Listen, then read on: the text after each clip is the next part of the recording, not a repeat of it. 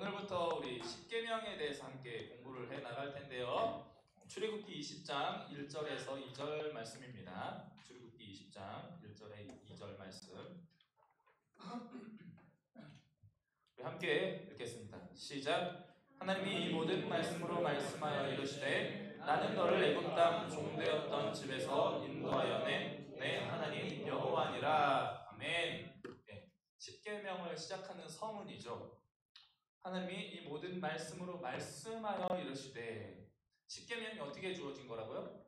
명령으로 그냥 일방적으로 주어진 것이 아니고 하나님이 말씀하셨다는 거죠. 무슨 말? 대화하셨다는 거예요. 하나님의 백성과. 그래서 무엇을 떠올려라? 내가 너희를 애굽 땅 종되었던 집에서 인도하여 낸 너희에게 자유를 허락한, 너희가 종으로서 잡혀있던 상황 속에서 너희에게 자유를 준 너희의 하나님이다. 나를 기억하라 하면서 이제 하나님의 십계명이 시작이 되는 거예요.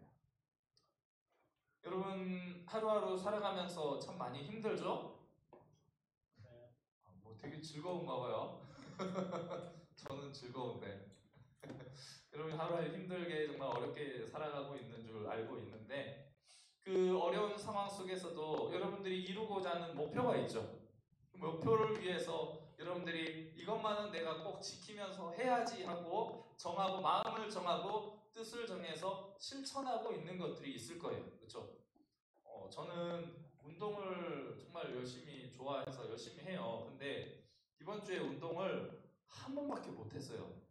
어제 한 번밖에 못 뛰었어요. 얼마나 속이 상하든지 일주일을 돌아봤을 때 이렇게 일이 많아가지고 운동할 시간도 없나 하면서 운동을 못하면 되게 속이 상했어요. 근데 여러분, 하려고 작정했던 것들에 대해서 내가 이루지 못했을 때, 실천하지 못하고 행하지 못했을 때 안타까움 많이 들죠. 그리고 후회를 많이 하잖아요. 지지난주에 우리 민수 형제하고 자전거를 탔어요. 처음으로 이제 라이딩을 누구랑 같이 해본 적이 처음이에요. 그래서 너무나 즐거웠어요. 그래서 참 제 속도는 내지 못했지만 네, 우리 민수 형제랑 같이 자전거를 탔는데 너무 즐겁더라고요. 그래서 여러분들이 또 자전거를 같이 탈 수 있는 다른 지체들이 많이 있으면 참 좋겠다라는 생각도 들고, 또 달리기 할 때 저는 사실 우리 청년들과 함께 마라톤 대회 나갔을 때 너무 즐거웠어요. 얼마큼 즐거웠냐면 몸살이 났지만 나는 나갔죠. 그래서 몸살이 나서 죽을 것 같은데도 여러분들과 함께하는 그 시간이 너무 행복하고 즐거워서 가서 뛰었죠. 그리고 한 4일을 알아 누웠어요.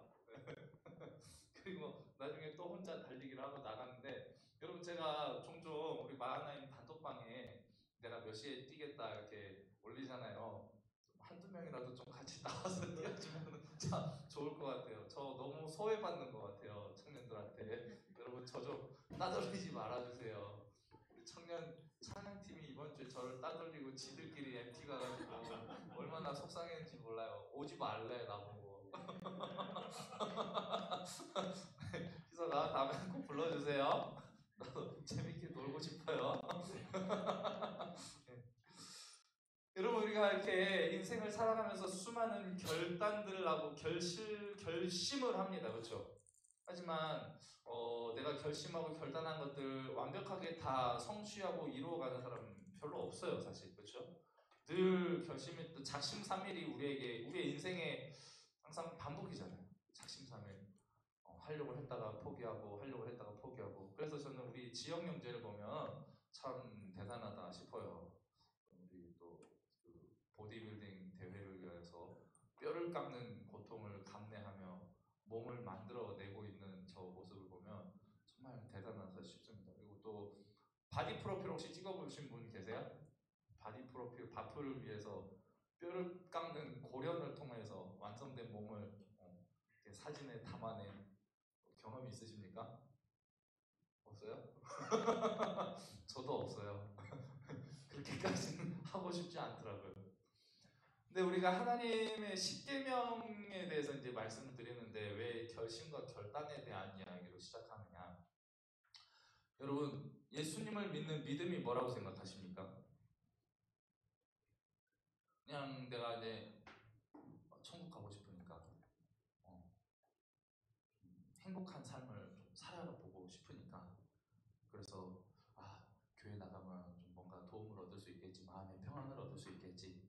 그래서 예수님 믿는다고 입으로 시인하면 천국 갈 수 있다고 하니까 그래 시인해보자. 그래서 입으로 나 예수님 믿습니다라고 말을 해요. 그러면은 나 입으로 시인을 했으니까 나 이제 천국 갈 수 있겠지 라는 마음으로, 아니란 마음으로 대충 물에 물 탄 듯 술에 술 탄 듯 이렇게 신앙생활을 해가고 있지는 않으십니까? 여러분, 예수님을 믿는 신앙이라는 것은요, 삶의 결단입니다. 인생을 온전히 예수님께 던지는 결단의 시작인 거예요. 근데 예수님을 믿는 이 결단이 어떤 삶을 살아가야 되느냐? 예수님을 믿는다는 삶은요, 예수님을 닮아가는 삶이에요. 예수님의 삶을 배우는 삶, 그 삶을 위하여서 내가 결단하겠다, 주님을 따라가겠다, 이것이 신앙이라는 것입니다. 그렇다면 우리가 이 신앙 안에서 하루하루의 삶을 살아가는 가운데 내가 예수님을 얼만큼 닮아가기를 힘쓰고 있는지, 예수님을 배우기를 얼만큼 애쓰고 노력하면서 살아가고 있는지, 여러분 우리의 삶을 한번 돌아보시기 바랍니다. 일주일의 삶을 한번 돌아보세요.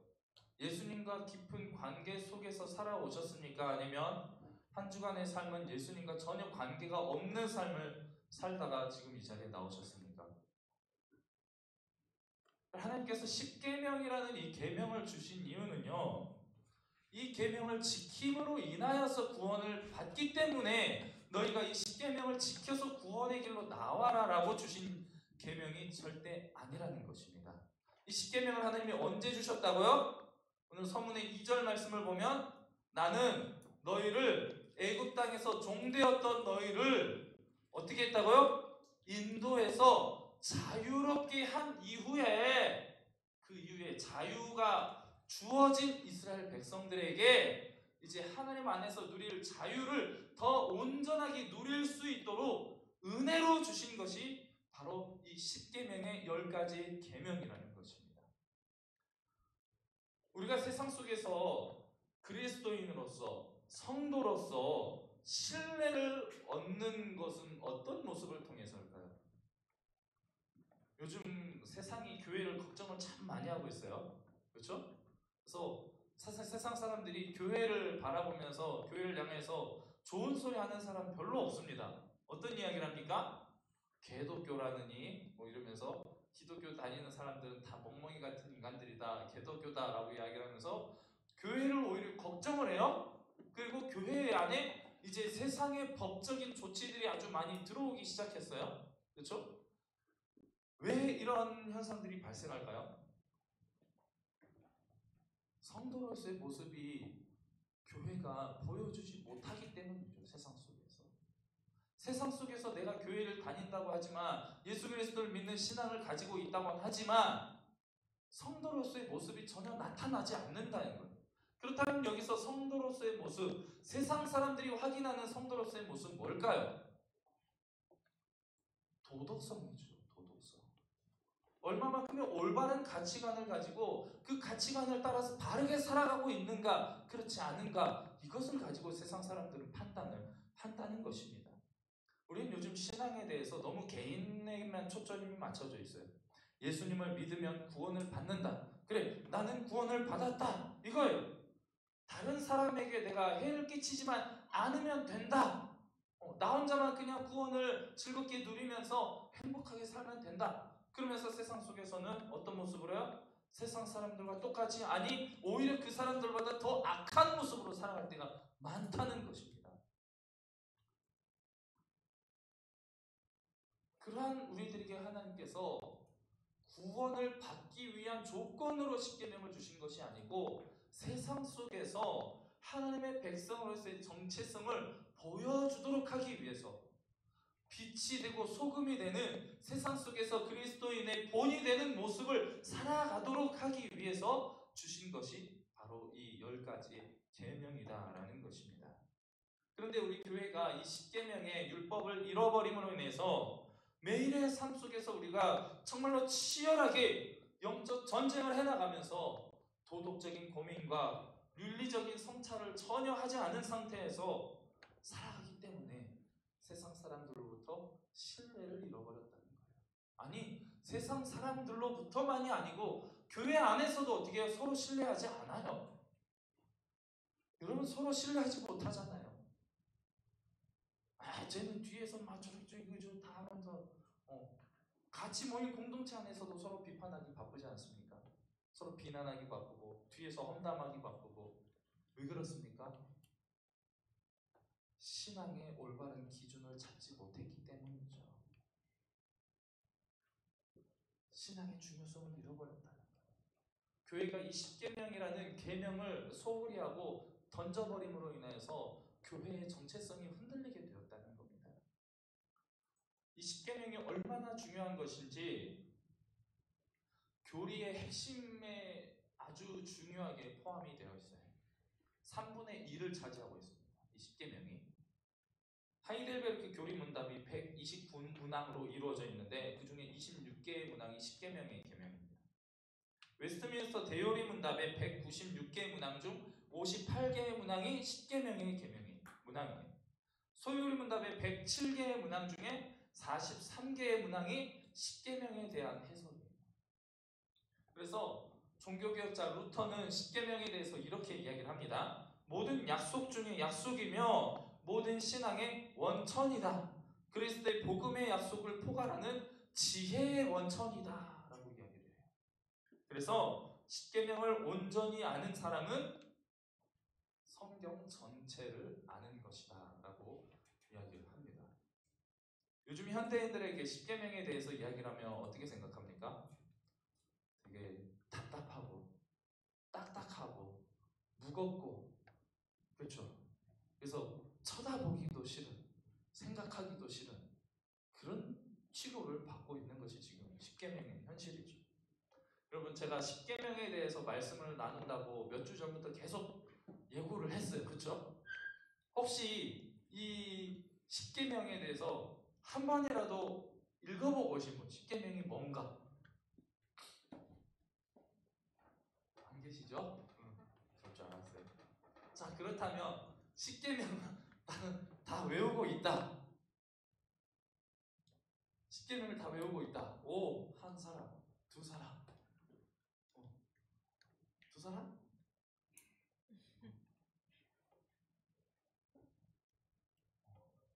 열심히 생각하고 있어요. 다섯 번째까지는 온 것 같아. 대성이. 다 외웠어? 생각해보니까 다 외웠어. 그죠? 예. 한 명만 손들었으면 내가 선물 주려고 그러는데 쓰고 쏘려고 그러는데.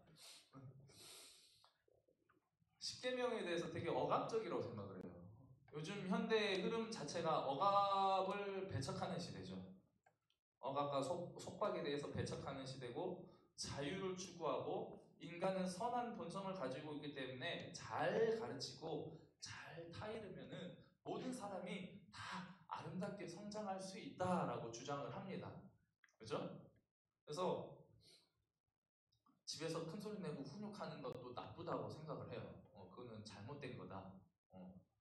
저는 집에서 큰 소리를 많이 냅니다. 잘못된 목사입니다. 아이들에게 때로는 매도 들어요. 저는 못된 아빠예요. 그래서 요즘 이렇게 억압에 대해서 너무 싫어하다 보니까 어떻게 됩니까? 인생이 방종의 인생으로 점점 변화되고 있어요. 너무 오냐오냐 키우다 보니까 내가 세상에서 제일 잘난 줄 알아. 나만 아름다운 인생. 다른 사람을 존중할 줄 몰라요. 여러분 그렇게 크지 않으셨죠? 그러니까는 여러분 그렇게 오냐오냐 크신 분은 별로 안 계신 것 같아요. 이 자리에. 얼마나 감사한 일인지 모릅니다. 우리 교회 안에서도 점점 신앙의 초점을 어디에 맞춰서 우리가 신앙생활을 하고 있습니까? 감성에 되게 초점을 많이 맞추고 있죠. 감성주의. 그래서 십계명의 매력이 전혀 없어요. 너무 딱딱하기 때문에. 복음에 대해서, 은혜에 대해서, 사랑에 대해서, 용서에 대해서 이야기를 하기를 원하며 그다음에 찬양을 통해서 아름다운 선율과 잘 꾸며지고 갖추어진 그런 찬양을 통해서 우리가 은혜를 받고 기쁨을 누리는 공동체로만 생각을 하는 거죠. 십계명에 대해서 이야기를 하면 막 눌리는 느낌, 중압감이 들어요. 가슴이 답답하고. 그래서 여러분 십계명을 찾아보지 못했을 거라고 추측을 해봅니다. 너무 무거워서. 속박을 싫어하기 때문에 요즘 사람들이 독립적인 성향이 너무 강해가지고 죄에 대해서 죄라고 부르질 않아요. 죄를 병으로 취급을 해요. 죄를. 병으로 취급하고 치료하면 낫는다. 이렇게 생각을 하는 사람들이 많이 있습니다. 도덕이나 윤리나 여러 규범에 대해서도 절대적인 규범에 대해서 적용하기를 싫어하죠. 모든 것은 상대적이기 때문에 서로 대충 이해하고 넘어가면 된다라고 생각을 많이 하는 거예요. 그러면서 십계명에 대해서 이제 가짜 십계명이 많이 생겨서 이 십계명의 온전한 정체성이 흔들리게 되었어요. 예를 들어서 부부 십계명 또는 사랑 십계명, 여러 가지 짝퉁 십계명들이 많이 나왔죠. 그래서 십계명을 아주 피상적인 것으로 만들어 버리고 있다라는 거예요. 십계명의 내용을 보면 뭐 해라라고 이야기하는 거 딱 두 개예요. 그리고 대부분 하지 말아라, 8개가 하지 말아라는 금지형입니다. 근데 그래서 하지 말아라 계속 하지 말아라 하니까는 어떻게 해요? 답답해요. 너무 답답해요. 어떻게 해요? 자녀들 키울 때 가장 좋은 부모님 뭐예요? 하고 싶은 대로 그래 다 하고 살아. 사고 칠 거 다 해도 돼. 내가 책임져 줄게. 내가 다 해줄게. 그러면서 아무리 사고를 쳐도 혼내지 않고 훈육하지 않는 거 과연 올바른 모습일까요? 얼마 전에 한 3주, 한 달 정도 됐나? 저희 아들이 이 앞에서 마당에서 킥보드를 타다가 볼볼을 긁었어요.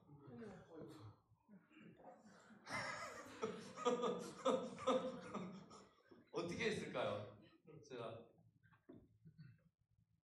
우리 아들을 살려뒀을까요? 죽였을까요? 감사하게도 일상생활 책임 보상 보험이 들어있어서 크게 혼내지는 않았어요.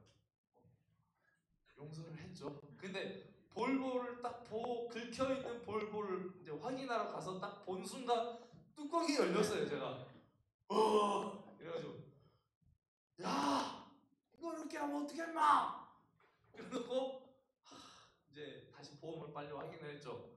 다행히 이게 보험이 들어있었던 거예요. 그래서 용서를 했습니다. 여러분 보험 꼭 들어놓으세요. 인생에 보험이 얼마나 중요한지 모릅니다. 보험이 들어있으면 우리가 자유로워져요. 그렇죠? 십계명이 그 보험이에요, 여러분. 인생의 보험입니다. 여러분이 십계명을 잘 지키면서 거룩한 삶을 살아가면요, 하나님의 은혜 안에서 얼마나 자유롭게 살아가는지 몰라요. 근데 제가 그 아이를 또 용서한 이유는 제 인생을 돌아보니까 용서할 수밖에 없었어요. 지금 이제 그루가 4학년이에요. 근데 제가 4학년 때 무슨 짓을 했었냐? 교실에 불을 냈습니다. 저는. 교실을 홀라당 태워먹었어요. 뭐 방화를 위해서 불을 낸 건 아니고요. 운동장을 가다가 라이터를 하나 주웠어요. 제가 라이터를 하나 주웠는데 그때가 가을이었어요. 가을이었는데 라이터가 이제 가스가 다 돼가지고 아무것도 들어있지 않은 라이터였어요. 그래서 이제 아무리 켜도 불꽃만 틱틱틱 튀는 거예요. 근데 불꽃이 튀는 게 보여. 그러면은 이 작은 불꽃으로 어디까지 태울 수 있는가? 무엇을 태울 수 있겠는가? 그래서 4학년의 호기심에 저희 아들한테 절대 이야기하시면 안 돼요. 이거 비밀이에요. 여기저기 불꽃을 튀어보기 시작했어요. 옷에다도 해보고 공책에 가방에 뭐 여기저기 다 해봤어요. 근데 불이 안 붙는 거예요. 여기저기 다 해봐도. 근데 저 뒤에 저런 식으로 이제 게시판이 있고 그 밑에 이제 학생들 사물함이 쭉 있었는데 그 사물함 위에다가 때가 언제였다고요? 가을. 가을에 갈대를 꺾어가지고 이렇게 장식을 많이 해놨었어요. 근데 오랫동안 놔두니까는 이 갈대가 어떻게 돼요? 바짝 말라가지고 아주 꼬들꼬들한 거예요. 여기는 불이 붙을라나? 하고 갈대에 대고 라이터를 칙 켰는데 어떻게 해요? 확 타버린 거예요. 그래가지고 저 뒤에 게시판이랑 막 사물함이 다 타버렸어요. 순식간에. 저 4학년 때 퇴학 당할 뻔했습니다. 학교에서. 초등학생 때. 근데 불이 다 꺼지고 난 이후에 이제 저희 친구가 소화기를 막 뿌려대가지고 탔던 검정색이 하얀색으로 다 뒤덮여지게 되었어요. 그때 교장 선생님이 지나가셨어요. 그래서 불난 거는 모르시고 아유 또 까불다가 소화기 터뜨렸구만 빨리 치우고 가 하고 끝난 거예요. 저 그날 집에 가서 죽는 줄 알았어요. 그날 정말 집에 가면 죽겠구나 생각을 하고 선생님이 저를 담임 선생님이 불러가지고 가라마 막 크게 화를 내진 않으셨어요. 이상하게 선생님이 야 이거를 어떻게 해결해야 되겠는데 집에 가서 네가 부모님한테 말을 할래? 내가 아빠한테 전화를 할까? 그리고 저한테 물어보시더라고요. 차마 제 입으로는 도저히 부모님한테 이실직고를 할 수가 없었어요. 그래서 선생님 저 말 못해요. 그랬더니 선생님 집에 전화하신 거예요. 그래서 부모님은 이 사실을 알고 계신 거죠. 그 상태에서 제가 집에 들어가면서 어떤 마음으로 집에 갔을까요? 도살장에 끌려가는 소의 마음으로 집에를 갔어요. 아 정말 집에 들어가기 싫더라고요. 이대로 집을 나갈까? 떠날까? 어딘가로 떠날까? 집에 가면 맞아 죽을 게 뻔한데 떠날까? 이런 마음으로 정말 힘겨운 걸음을 터덜터덜하며 집으로 갔죠. 근데 아무런 반응이 없는 거예요. 아버지가 아무 말씀이 없으신 거예요. 그래가지고 저녁을 먹는데도 이게 밥을 먹는 건지 모래를 씹는 건지 모를 게 막 너무 이 밥이 소화가 안 되는 거예요. 이대로는 답답해서 도저히 못 살겠다. 아버지한테 여쭤봤어요. 아빠 혹시 오늘 학교에서 연락 온 거 없어? 그랬더니 아버지가 괜찮아. 아빠가 내일 다 해줄게. 그리고 그냥 끝나는 거예요. 괜찮아. 걱정하지 마. 저는 그렇게 인자한 아버지를 처음 만났어요. 그날. 평소에는요. 제가 한번 주일학교 초등학교 때 저희 아버지는 중고등부 부장이고 저희 어머니는 이제 유초등부 교사였는데 부서실이 다르잖아요. 아버지가 이 시간에 올 일이 없어요. 초등부에. 그래서 막 미친듯이 떠들고 놀다가 갑자기 등장한 아버지한테 끌려 나가가지고 교회 마당에서 강목으로 죽도록 맞았었거든요. 저는 피가 터지게 맞았었어요. 그 교회에서 잠깐 까본 거 가지고 이렇게 피 터지게 맞았는데 학교에 불낸 거 가지고 나는 내 목숨이 붙어 있을 줄 몰랐던 거죠. 근데 아버지가 아무런 말 없이 그냥 용서해 주시고 다 해주시겠다는 거예요. 저는 거기서 하나님의 놀라운 은혜와 사랑을 경험했습니다. 아버지의 용서를 통해서. 근데 그 옆에서 할머니가 하시는 말이 더 가관이었어요. 야, 네 아버지는 어렸을 때 산에 불냈어. 산을 태워 먹었어. 그러시면 전적이 있어서 용서를 하시는 거예요. 내가 지은 죄가 있고 그 죄를 용서받았기 때문에 내 자녀도 용서할 수 있는 거죠. 제 아들이 볼볼을 긁었지만 학교에 불낸 것보다는 싸요. 용서할 수 있어요. 용서받은 자가 용서할 수 있는 거라는 거죠. 자유를 누린 자가 하나님께서 주신 이 은혜의 자유를 누린 자가 이 하나님 주신 계명을 지키면서 하나님의 은혜를 깨달을 수가 있고 그 자유를 누릴 수가 있다는 것입니다. 여러분 이렇게 죄 용서함을 받으면 그 다음에 인생 어떨까요? 더 마음대로 망나니처럼 살아갈까요? 아니면 더 조심하면서 자신의 삶을 더 바르게 살아가기 위해 노력할까요? 대부분 생각이 있는 인간이라면 그렇게 용서를 받으면 어떻게 해요? 더 앞으로는 조심해야 되겠다. 자신의 삶을 더 바르게 세워나가기에 애쓰고 노력할 거예요.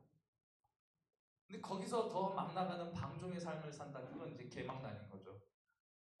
그런 인간은 어떻게 해야 돼요? 매로 다스려야 되는 거예요. 그때는. 그렇지. 많이 맞아본 사람이 느끼는 거예요. 여러분 이 십계명을 대할 때 우리가 어떻게 접근을 해야 되느냐? 십계명은 하나님께서 우리를 억압하기 위해서 주신 법이 아니고요. 오히려 하나님의 은혜에 보답하라고 주시는 법이라는 거예요. 그래서 하나님의 은혜에 보답할 수 있는 길이 우리는 알 수 없고 무엇을 해야 하나님이 기뻐하시는지 우리는 알 수 없기 때문에 하나님께서 너희들이 이렇게 살면 내가 너희로 인하여서 기쁨을 누릴 것이다. 내가 너희들에게 베풀어준 이 자유에 대한 은혜에 대해서 보답하는 것이 바로 이 십계명을 지키는 것이다 라는 거예요. 그래서 십계명은 2인칭으로 우리에게 대화법으로 주신 거예요. 강압적인 법률은 3인칭으로 구성이 되어 있습니다. 예를 들어서 함무라비 법전을 보면요. 무엇 하는 자는 무엇 하게 된다. 무엇 하는 자는 어떤 처벌을 받게 된다. 이렇게 3인칭으로 기록이 되어 있다는 거죠. 근데 십계명은 어떻게 해요? 너는 이렇게 하라. 너는 이렇게 하지 말아라. 2인칭으로서 하나님과 나와의 1대1의 관계 속에서 우리에게 은혜로 주신 계명이 하나님의 십계명이다. 그래서 이 십계명을 해석할 때 우리가 어떻게 해석해야 되느냐? 이 출애굽기 20장에 있는 본문의 그 부분만 가지고 신명기 5장에 있는 그 부분만 가지고 해석할 것이 아니고 성경의 전체적인 맥락 안에서 이 십계명을 바라보면서 해석해야 된다라는 거예요.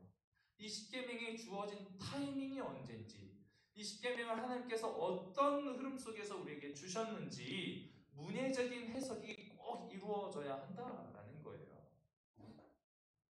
하나님께서 창조주를 배반하고 타락한 인간의 아담의 후손 가운데서 아브라함이라는 한 사람을 부르시죠. 그리고 아브라함에게 언약을 하시죠. 내가 너로 큰 민족을 이루겠다. 복의 근원이 되게 하겠다. 그리고 그 아브라함의 후손이 이스라엘, 야곱을 통하여서 그 큰 민족이 이루어지게 되죠. 애굽 안에서. 그리고 애굽 안에서 큰 민족이 이루어졌지만 어떻게 됩니까? 이집트에서 종살이를 하게 되죠. 노예의 신분으로 전락하게 됩니다. 그 상황 속에서 하나님이 이스라엘을 애굽으로부터 구원하신 이후에 자유를 주신 이후에 시내 산에서 이스라엘에게 주신 언약의 규정이다라는 거예요. 그래서 이 십계명은 하나님이 우리에게 베풀어 주신 구원의 은혜에 감사하면서 하나님의 백성인 이스라엘이 지켜야 하는 보은혜의 규칙, 뭐예요? 은혜의 보답함은 마음으로 지켜야 하는 규칙이다라는 거예요. 근데 이 십계명은 은혜에 보답하도록 지키라고 주신 계명임과 동시에 우리에게 또 다른 진정한 자유를 누릴 수 있는 방법으로 주신 것이 바로 이 십계명이다. 그래서 십계명은 다른 말로 자유의 헌장이다라고 표현할 수가 있는 거예요. 왜? 법으로 규정해서 뭐 하지 말라 하는데 그게 어떻게 자유가 되느냐라고 생각할 수 있어요. 먼저는 우리에게 사회적인 자유를 주신 하나님의 은혜에 감사하면서 이 십계명을 지킴으로 인해서 내가 사회적으로 자유를 누리게 되었다라는 것을 기억하라는 거예요. 법이라는 것은 어떤 민족에게, 어떤 사람들에게 주어지는 것입니까? 자기 국가가 형성된 곳 안에 법이 존재하는 거죠. 국가는 뭐예요? 나를 지켜주는 테두리예요. 내가 국가 안에 있을 때 진정한 자유를 누릴 수 있죠. 국적이 없이 아무 뭐 주민등록이나 재류 자격이나 이런 거 없이 어떤 나라에서 살면요 어떤 자유도 누릴 수가 없습니다. 아무것도 할 수가 없어요. 그 나라의 국민으로서의 자격을 가지고 있어야만 그 나라 안에서 자유를 누릴 수 있는 거죠. 십계명이 바로 우리가 하나님의 나라 안에서 살아가는 하나님 나라의 백성이라는 소속감을 주는 사회적인 오히려 자유를 주는 하나의 장치다라는 거죠. 애굽의 종살이를 하고 있던 이스라엘을 구원하시고 나라로서 존속될 수 있도록 한 민족으로서 보존될 수 있도록 주신 것이 바로 십계명입니다. 또한 존재론적인 자유를 회복할 수 있도록 우리에게 주신 것이 바로 이 십계명이다라는 거예요. 어떤 존재론적인 자유냐? 이전에는 우리는 죄의 세력 아래서 죄의 종로를 타던 존재였다는 거죠. 하지만 이 십계명을 우리가 지킬 수 있는 것은 뭐예요? 죄의 세력으로부터, 죄의 권세로부터 우리를 지키면서 거룩한 자유를 누릴 수 있도록 우리를 인도해 주신 것이 바로 이 십계명이다. 그래서 요한복음 8장 23절에는 이렇게 이야기를 합니다. 진리를 알지니 진리가 너희를 자유케 하리라. 이 십계명이 주는 진리를 우리가 깨닫게 되고 이 진리 안에 거하게 되면 우리는 이 진리 안에서 더욱더 큰 자유를 누릴 수 있게 된다라는 거죠. 사회적인 자유든 존재론적인 자유든 죄로부터 율법으로부터의 자유든 그 외에 어떤 자유든지 우리를 분명히 자유롭게 하는 진리가 바로 이 10개의 계명이다라는 거죠. 그래서 야고보서 1장 25절 말씀은 이 하나님의 계명을 지킴에 대해서 이렇게 말씀하고 있어요. 자유롭게 하는 온전한 율법을 들여다보고 있는 자는 듣고 잊어버리는 자가 아니요 실천하는 자니 이 사람은 그 행하는 일에 어떻게 된다? 복을 받으리라.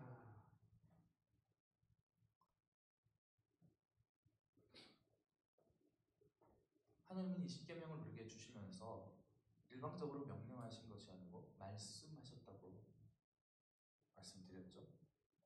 20장 1절 다시 한번 읽어볼게요. 본문 1절 시작. 하나님이 이 모든 말씀으로 말씀하여 이르시되.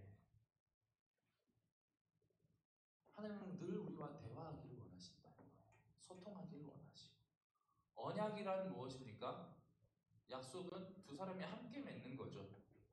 그 조건이 똑같든 똑같지 않든 양쪽이 동의를 할 때 그 약속은 이루어질 수가 있게 되는 거죠. 하나님이 우리에게 주신 약속은요, 일방적인 약속인과 동시에 불공정한 약속이에요. 우리가 하나님 앞에 그냥 먼저 조건을 제시한 것이 아니고 하나님께서 주신 조건들이 우리에게 주어졌어요.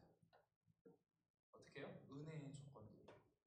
어떤 은혜의 조건입니까? 너희는 믿기만 하라. 그러면 내가 이 모든 복을 너희에게 다 주겠다라는 거죠.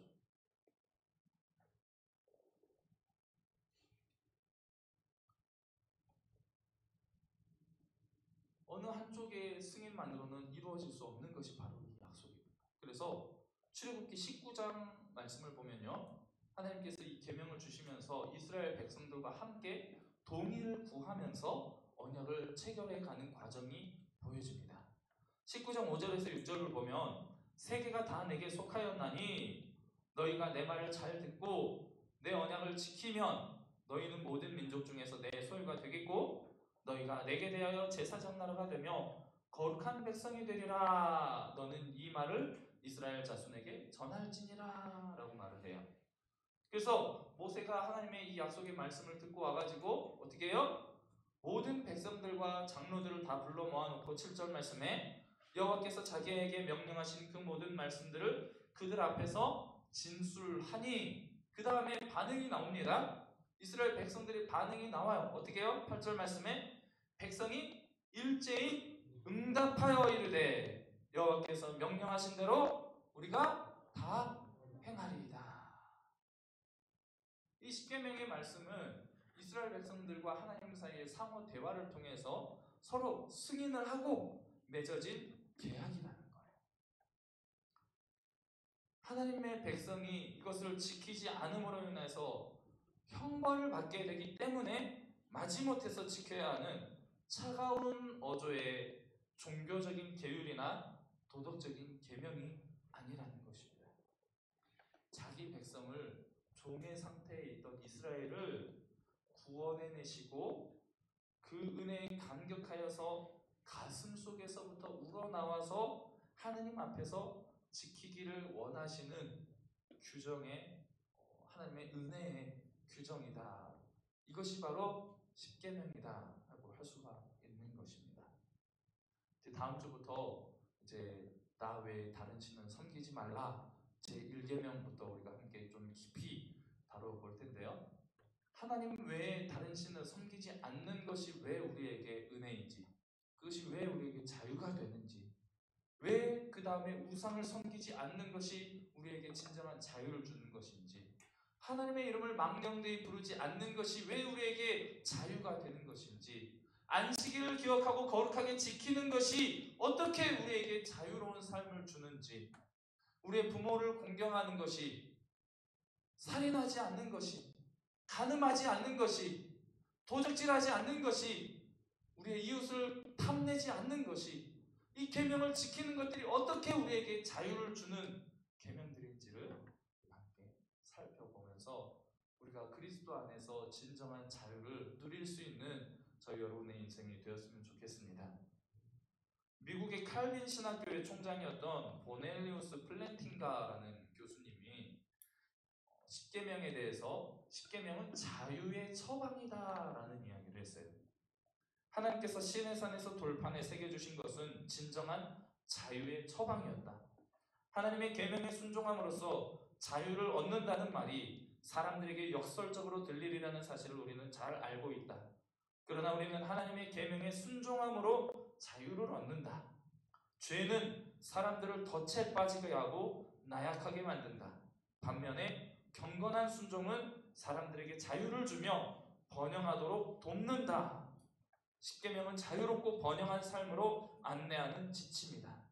십계명에는 이렇게 기록되어 있다. 이것을 행하라. 그러면 형통할 것이다.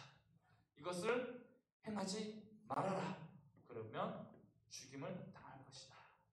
하나님의 모든 계명은 우리에게 생명을 주기 위한 것이다. 여러분 간단하게 생각해 보세요. 죄 지은 사람 자유롭게 활보하면서 돌아다닐 수 있습니까? 없습니까?